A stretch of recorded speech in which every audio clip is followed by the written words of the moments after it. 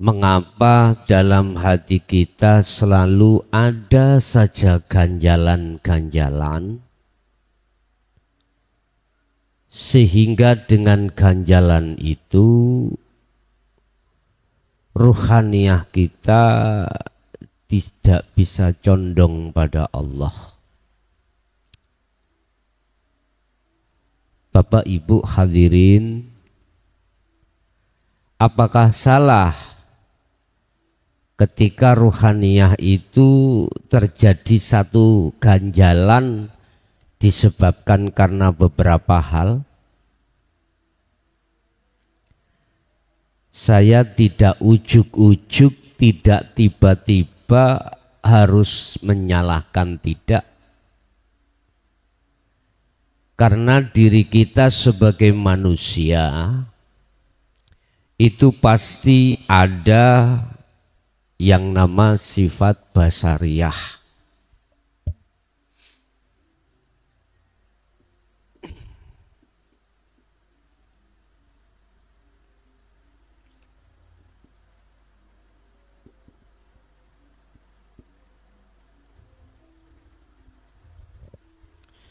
Sifat yang mengajak dan menentang terhadap semua apa kehendak Allah, yang lebih-lebih kehendak Allah tidak sesuai dengan sifat basariyah kita sebagai manusia. Di dalam setiap diri manusia pasti Allah menyertakan sifat basariyah terhadap ruhaniyah. Itu pasti. Entah jasmani itu dia agama Islam atau tidak agama Islam, semua Allah akan menyertakan sifat basariyah terhadap ruhaniyah kita sebagai manusia.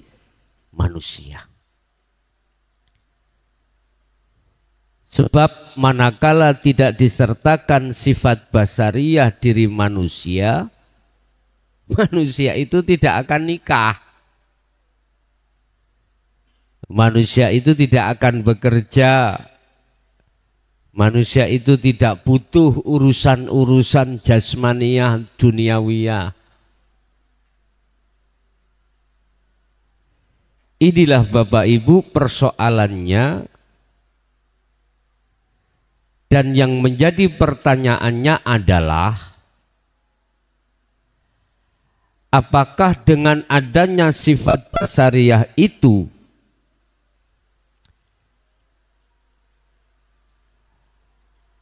jinak atau liar? Itu tergantung. Jinak atau liar sifat basariyah itu terhadap diri kita. Bukan lantas manusia itu kemudian nikah melalaikan Allah. Lebih-lebih ketika saat sang istri dan suami punya hajat, lantas ruhaniyah itu melalaikan Allah? Tidak. Tidak selamanya begitu. Makanya tadi saya katakan tergantung basariyah kita itu jinak atau liar. Iki pakai eko iku ya, salon iki ya. Eko kuno kenapa?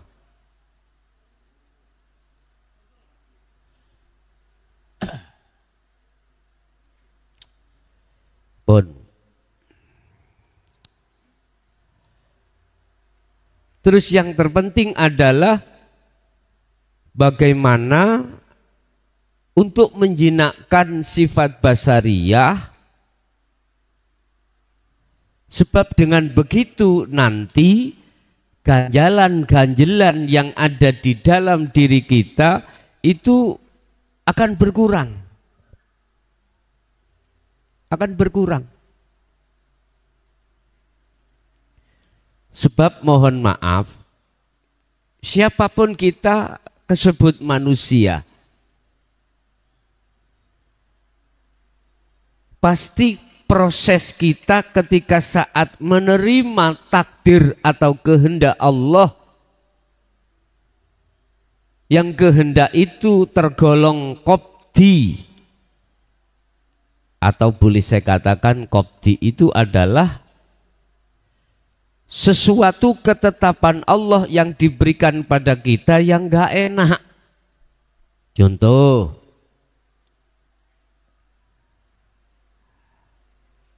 awak kita itu selalu sakit, gak sembuh-sembuh.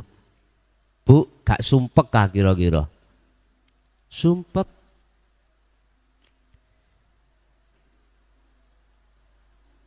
Kita sudah konsul terhadap dokter, bahkan dokter spesialis arti kata hukum syariat. Kita sudah berikhtiar usaha mumet. Bahkan ketika didiagnosa nggak ada penyakitnya. Ini biasanya kita punya dzon, jangan-jangan, lah jangan-jangan ada yang menyantet lah gitu nggih. Ada kiriman penyakit di luar akal. Jangan-jangan. Bapak Ibu, saya kasih tahu, keilmuan secara dokter sekalipun dia itu berkali-kali berdiagnosa, ketahuilah bahwasanya keilmuan manusia itu terbatas.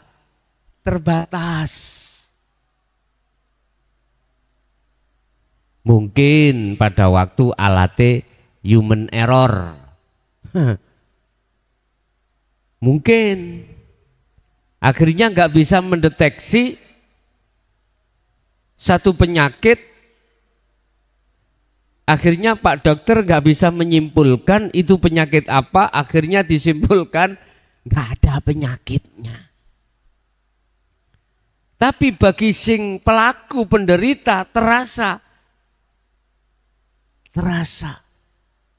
Apalagi datangnya terasa sakit itu hanya waktu menjelang habis maghrib. Kalau habis isya ke atas tidak sakit. Itu kita kadang-kadang didorong dengan satu keimanan, jangan-jangan. Nah, masalahnya kemarin saya bertengkar dengan si A. Udah Pak, itu menjamur. Iman yang seperti itu di tengah masyarakat kita itu menjamur.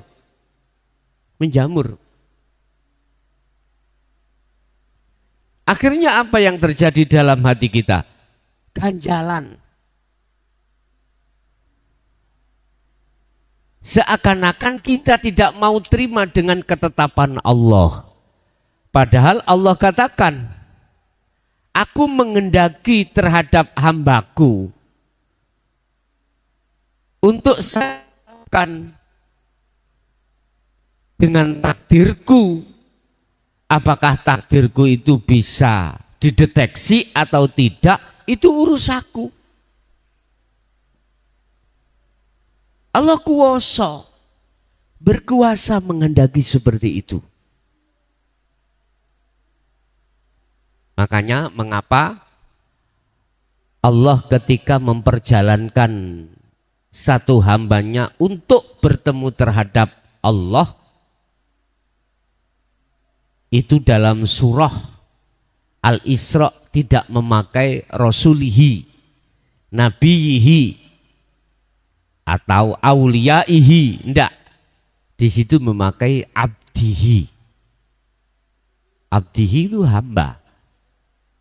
Subhanalladzi asra bi abdihi. kok nggak pakai rasulihi? Itu artinya Allah kuasa memperjalankan terhadap hamba siapapun yang dikehendaki Allah, kuasa.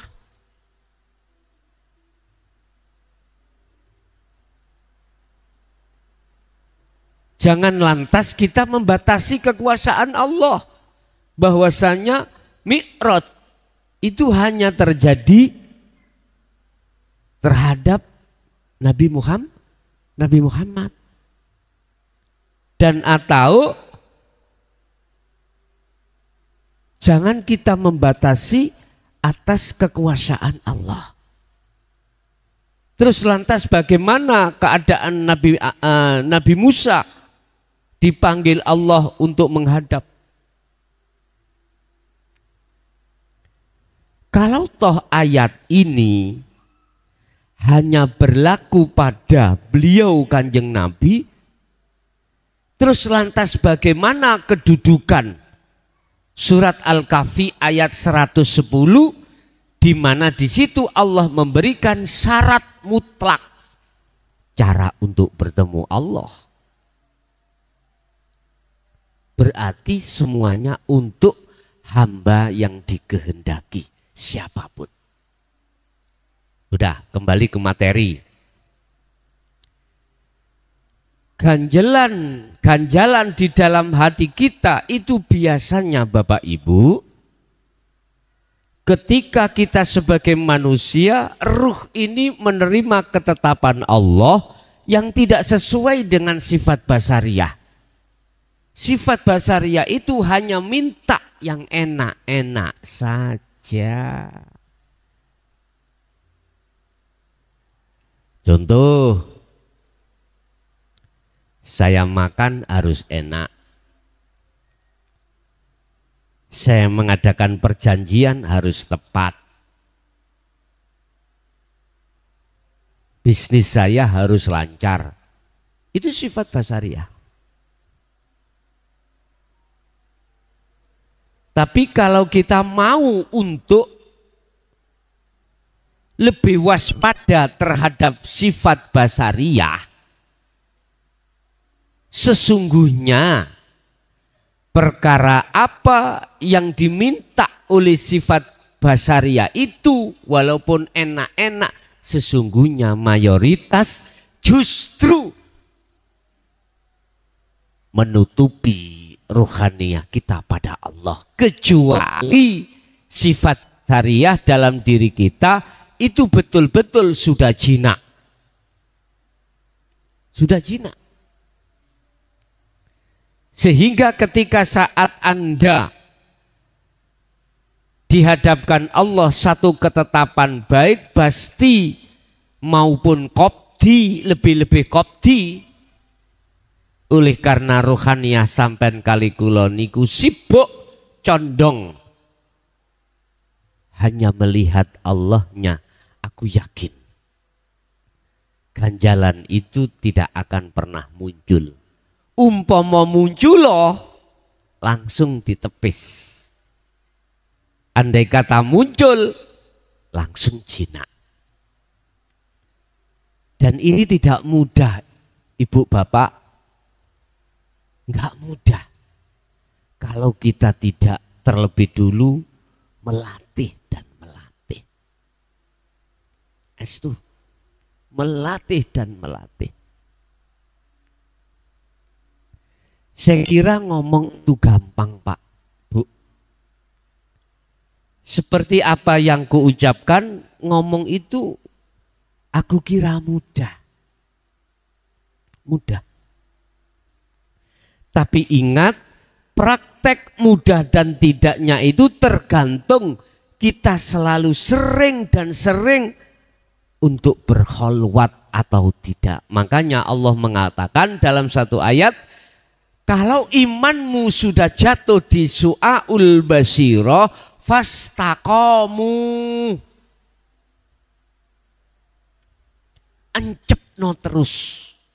Jangan takut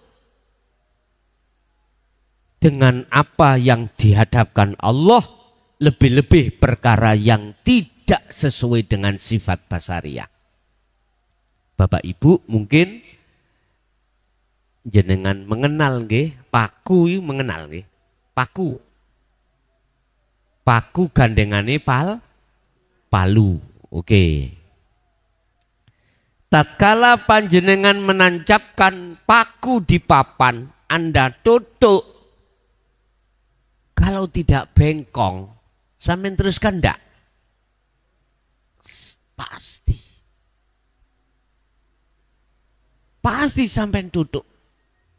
Sampean pukul sampai benjut. Tahu benjut ya? Sampai menancap, bahkan tidak kelihatan pakunya, hanya kelihatan kepalanya.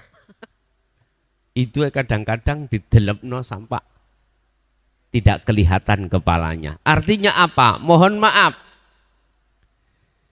Jenengan kalau sudah tertanam di dalam ruhaniyah jenengan su'aul basyirah dari dzikir sirul asrar,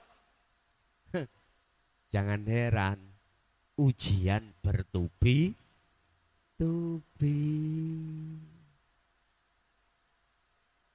Tetapi kalau Pak bengkong, nggak mungkin tuh sampai nutuk menawa gregeten.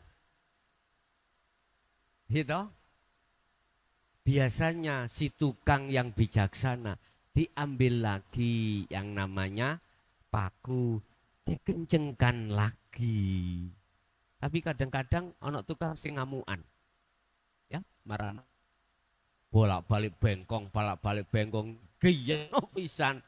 Kiring nggih melumah. Enggak baik. Cara tukang maku-maku terus kelihatan seperti itu kurang bagus. Kurang bagus. Tapi ada tukang loh Bu, sing rajin banget. Gak kepingin ada paku double, gak kepingin. Bengkong ya tarik lagi, dikencengkan. Bila bengkong maneh, itu biasanya ditahan dengan tang. Gitu ya. Biar gak bengkong. Artinya apa? Mohon maaf. Ya iki jenengan ngerepot no Gusti Allah. Gusti aku gak mampu ngadepi ujian iki Gusti, mbok diringani dedek. Kurasa abot Gusti. Oh iya, akhirnya juga notang dibantu kanggo ngencengi. Bapak Ibu hadirin jamaah rahimakumullah.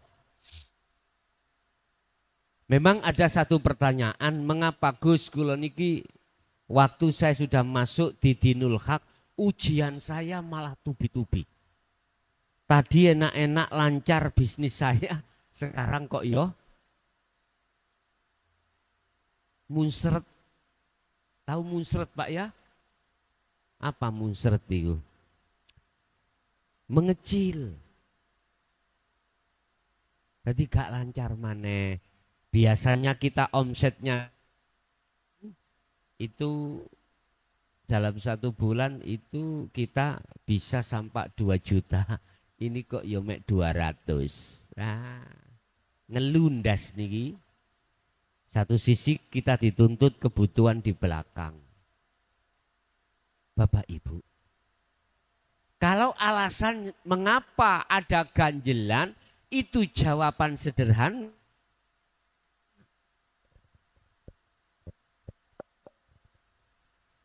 Karena ruhaniyah kita kurang condong terhadap Allah. Kurang condongnya ruhaniyah kita terhadap Allah. Padahal Allah sudah memberikan sistem. Biar stabilmu terhadap Allah itu bagaimana? Tapi pun jawab berat dhisik lho nggih. Pun jawab berat dulu.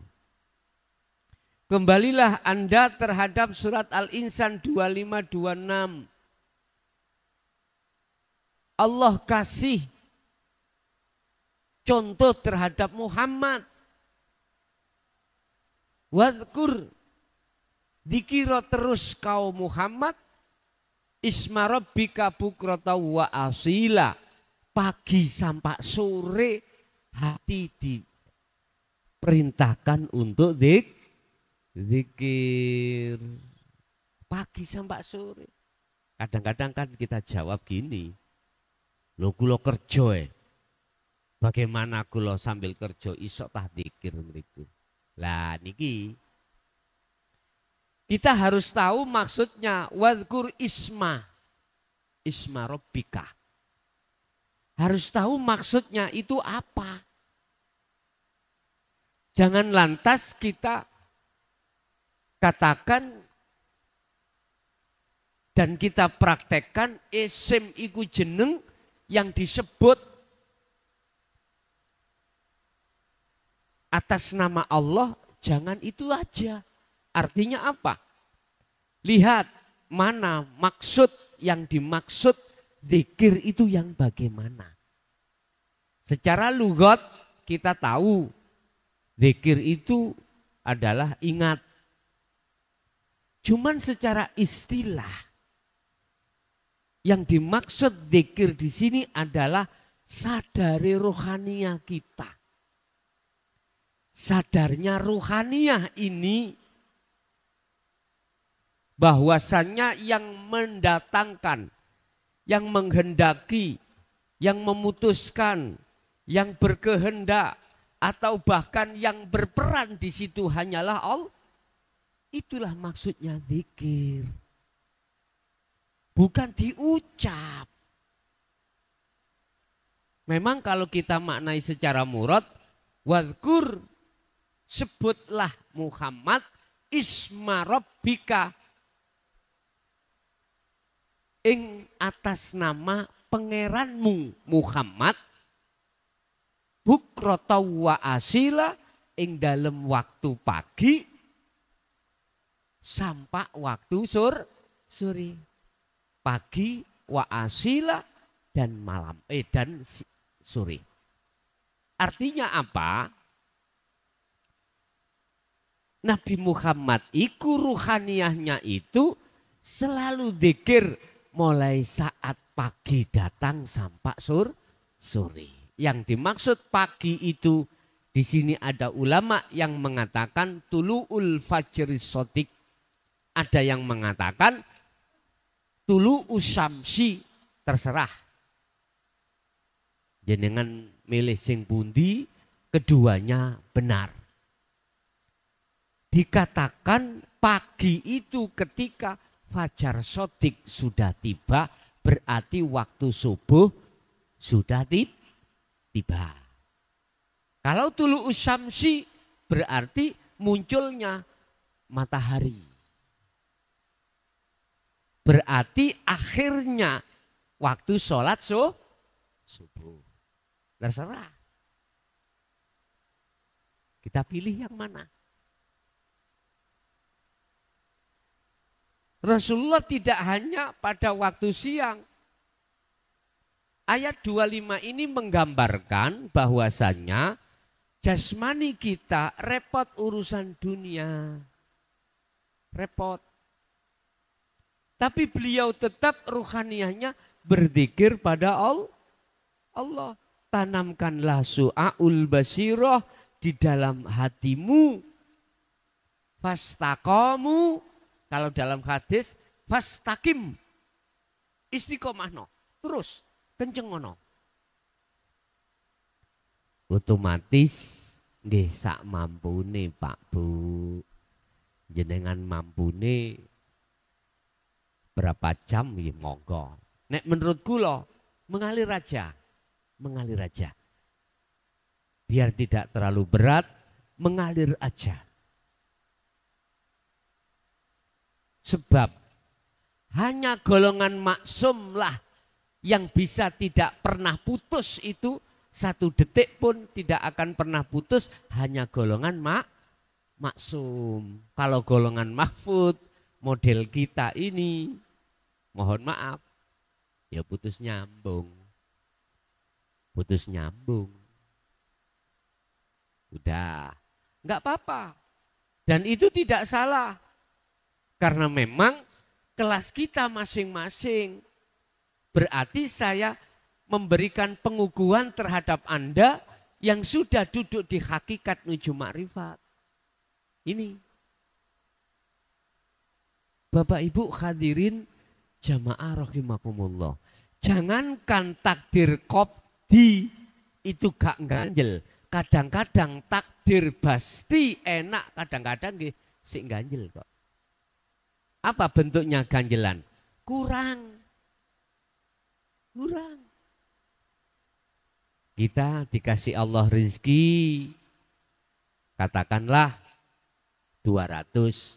Kadang-kadang hati mengatakan mungkin enak 300. Kadang-kadang kita dikasih suami kita belanja 1 minggu dikasihlah kita 3 juta. Kadang-kadang di hati itu muncul mendahno yo 5 juta. Mendahno. Bahasa Indonesia ini mendahno. Andai kata ya, kok dikasih 5 juta tambah enak BE. Nah, itu sudah wajar karena manusia. Ingat, manusia sifat basariyah manakala masih kuat, gak akan pernah ada puasnya. Gak akan pernah ada puasnya Pak Bu. Estu. Terus kapan hal itu kita berhenti tidak akan pernah mengganjal dalam hati? Terus kapan puasnya itu? Mohon maaf, kalau kelas kita masih ada di syariat, ya, dan juga di thariqah, mohon maaf, saya hanya membaca fakta di lapangan. Kalau kelas kita masih hanya mengenal di syariat dan thariqah saja, belum sampai hakikat makrifat, mohon maaf. Saya hanya berdasarkan tesis di lapangan mengatakan bahwasannya ganjelan itu tidak akan pernah habis-habisnya. Titik. Sehingga mengapa di dalam agama kita diajarkan namanya qanaah. Nrimo ing pandum sangka Allah apapun itu. Qanaah itu bisa akan kita terima manakala kita itu gedekno syukure. Dikasih 200 ya alhamdulillah, dikasih 3 juta ya alhamdulillah, gak dikei blas. Niki lak santriwati mriki. Aku yakin santriwati mriki perum niki gak pernah istilah maido suaminya kurang mas, kurang. Aku yakin. Tapi rumus mengatakan siapapun kita manakala sifat basariyah masih bercokol, masih kuat, masih liar di dalam diri kita, mohon maaf, dikasih nggak enak mesti ganjelan moro, tidak hilang-hilang. Dikasih perkara enak kurang syukur. Fabi ayyi ala'i rabbikuma tukadziban. Iku Allah katakan. Nikmat mana lagi yang kau dustakan? Artinya apa Pak Bu? Kita nggak sadar. Kalau setiap waktu, setiap detik kita dilayani Allah. Nggak sadar kita. Mohon maaf, umpami kula urai lo ya. Kula urai. Bu, kita ngangkat makanan atau minuman, umpomo Allah tidak di situ, saged ngangkat piyambak, Boten saged. Ketika makan sudah ada di mulut kita ngunyah tanpa adanya hidup Allah di situ, nggak bisa. Dengan sendirinya mulut kita mengunyah. Sudah dikunyah, tinggal menelan. Kalau Allah tidak melayani di situ, nggak mungkin kita itu bisa menelan sendiri. Nggak bisa. Siapapun makhluk tidak bisa. Ini kalau sadar loh Pak Bu ya. Jadi saya urai. Sudah di lambung Pak, mohon maaf. Sudah parkir di lambung. Untuk mentransfer.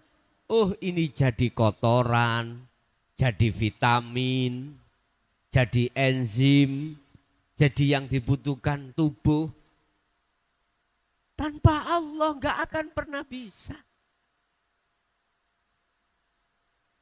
Satu sisi manusia lalai dengan hal itu Bapak Ibu. Akhirnya mengapa surat Ar-Rahman berkali-kali mengatakan fabi ayyi ala rabbikuma tukadziban, nikmat mana lagi yang kau dustakan. Masya Allah kalau kita sudah menghayati masuk di ranah seperti ini. Mohon maaf loh Pak Bu, ternyata sesungguhnya manusia itu banyak yang mengingkari kebenaran Allah. Estu. Lebih-lebih ketika saat kita masih di kelas, mohon maaf Pak, belum mengenal tentang Allah lebih ke dalam. Belum mengenal dinul haq. Seperti itu. Lah wong sing wis kenal, mohon maaf. Wis paham toto ilmune, wis sadar yen kabeh iku Allah sing nglayani. Oleh karena pengamalan khalwat ini kurang maksimal aja, kita kadang kala lalai pada Allah.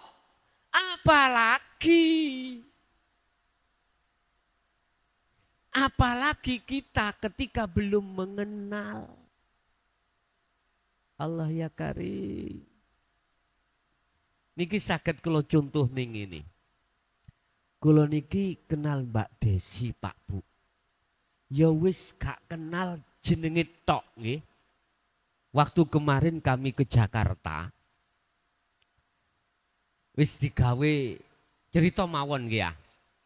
Wis digawe cerita, ya ngono walaupun enggak ya. Ini ketemu beliaunya. Satu meja dengan saya, satu meja makan di hotel apa itu, saya lupa itu. Ya. Kita makan. Saya ada meja sendiri, ada meja sendiri. Ketika aku menoleh ke kanan, kaget kula. Loh, iki lah cirine Mbak Desi toh. Aku sudah yakin belum benar. Aku sudah yakin kalau itu Mbak Desi, tetapi keyakinanku belum benar. Karena apa? Karena aku hanya menoleh dan melihat wajah beliau. Ini benar tapi kurang benar. Sama dengan kita. Kita yakin Pak, hidup itu Allah yang selalu melayani kita. Yakin, kita sudah yakin. Bentuk iman yang seperti itu berarti Anda sudah masuk di dalam dzikir sirul asr di pos pertama su'aul basyiroh. Tetapi kebenaran ini belum bisa dipertanggungjawabkan. Artinya ada yang lebih benar lagi.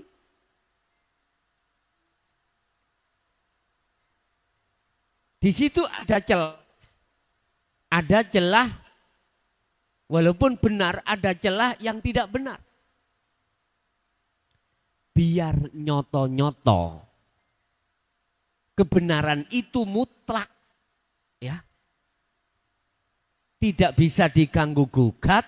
Saya harus angkat kaki dari meja pertama menuju meja kedua, menemui Salim, jenengan Mbak Desi. Dia jawab, injih, ya saya Desi. Terus jenengan siapa? Aku gak kenal. Waduh iki. Saya ya bilang, saya penggemar panjenengan mulai tahun 87. Oh iya. Mulai saat jenengan iki masih perawan cilik. Misalkan lho Pak, anggapan misalkan ya, anggapan terjadi temen ning yo ora temen iki. Akhirnya cerita banyak, ya Allah. Berhubung saya mengatakan, aku penggemarmu. Satu-satunya yang sampai sekarang tidak bisa kulupakan. Ketika dia mengatakan, Ana Desi. Ana Desi. Yang mengatakan Ana Desi, kulo apa Mbak Desi? Ya jelas Mbak Desi. Bahasa Ana gak mungkin terjadi pada diri saya. Enggak mungkin Pak. Makanya enggak boleh makhluk mengatakan anak Allah. Enggak boleh. Karena bukan kapasitasnya, bukan haknya. Yang mengatakan anak Allah adalah sang yang tunggal itu, sang yang hidup itu sendiri. Ketika beliau mengatakan Ana Desi, ya langsung tak rangkul Pak ngot wis kula lali kanca-kanca kula wis gak no isin belas saking bahagianya bertemu berpuluh tahun tidak pernah bertemu, satu kali ini tak rangkul sampai keleke lu ambune wang, padahal beliau mari olahraga munggu orang lain mengatakan kecut, tapi munggu saya wangi karena kalah ambek rasa bahagia saya terhadap beliau. Sama dengan jenengan. Gak cukup. Sampai hanya beriman di Su'aul Basyirah saja. Gak cukup. Aku yakin semua yang melayani aku itu Allah. Gak cukup Pak. Makanya mengapa di dalam Sirul Asr ada pos kedua. Ketemu Ainul Basyirah. Terakhir Hakul Basiroh. Di situ. Terus caranya bagaimana? Lewat Su'aul Basiroh itu Pak, didorong dengan dzikir sir, pagi sampai sore bahkan malam Rasulullah jalankan itu. Itu cara untuk kita menyetabilkan keimanan kita terhadap Allah Subhanahu wa taala ada di situ. Bapak Ibu hadirin, dengan cara itulah sedikit demi sedikit ganjelan yang ada di dalam rongga ruhaniyah kita itu akan hilang. Itu pasti. Karena itu sebuah rumus. Siapa yang berjalan ke arah barat, maka semakin jauh arah timur yang ditinggalkan. Siapa yang hatinya condong terus pada Allah, maka semakin jauh rohaniyah akan meninggalkan selain Allah. Dalam konteks iman atau dalam konteks mahabbah, dalam konteks kasih sayang, seperti itu Pak.